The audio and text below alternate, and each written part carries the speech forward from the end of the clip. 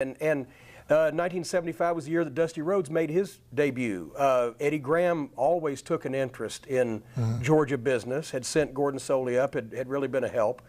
Was it still due to the influence, I know it's money also, and the Omni was a huge building, but the influence that Jim Barnett had not only with talent, but more importantly with promoters across the country? He had been in the business at that time for 25 years. He knew everybody. Yeah, I think he had developed good relationship with all of those guys, and they respected Jim. I respected Jim. I mean, we had conversations a number of times, and there was a guy that if you pinned him down and he gave you his word was gold. Yeah. There are very few people that you had to get it, right? You had to get the word. Oh, exactly. I mean, there's very few people that would things that are done on a verbal agreement or a handshake, and he was one of them. Inoki was another. Vince McMahon Sr. was another one. And you learn that, well, these guys have some scruples. A lot of people say this or that or this, that, but you only have to deal with how they handle with you, because everybody's got a story.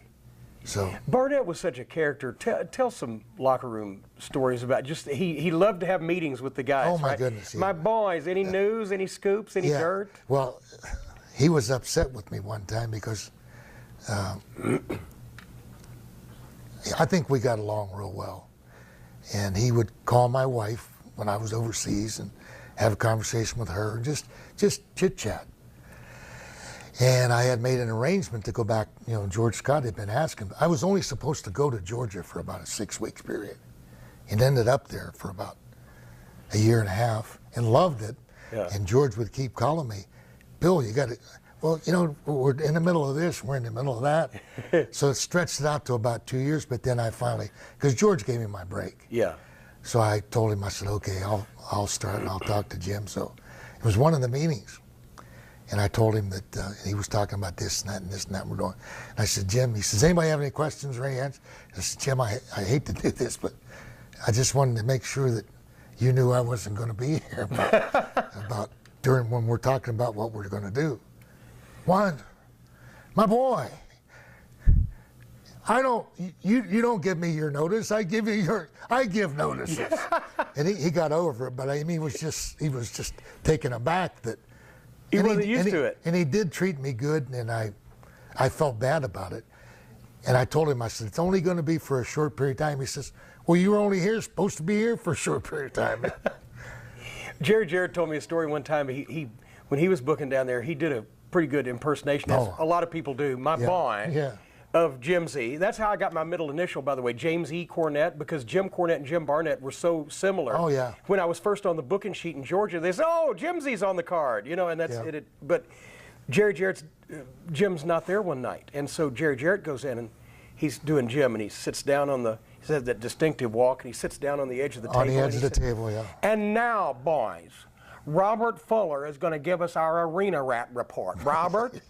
And Robert would say, well, Sally's here tonight, and that's going to make the boys awful happy, and so, and then somebody else would do it, and whatever, and all of a sudden, Jerry noticed the guy starting to walk away from him, and he's still doing his bit, and he thinks he's flopping, right, and he turns, and there's Barnett standing behind him.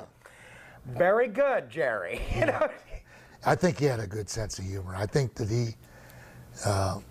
he was very instrumental in this business, For the people to remember him and the boys remember him this long after his passing is it's a positive note. Well, among the other things, he invented studio wrestling in Indianapolis when he owned owned majority and manipulated at least one of the largest territories in the country in the 50s, the big Midwest, Indiana, Ohio, Michigan, Kentucky. He's the one who set Roy Shire up with the TV in San Francisco and allowed Roy, his booker from Indianapolis, to take his top star, Ray Stevens, and go out to San Francisco and made it the biggest drawn city in the country.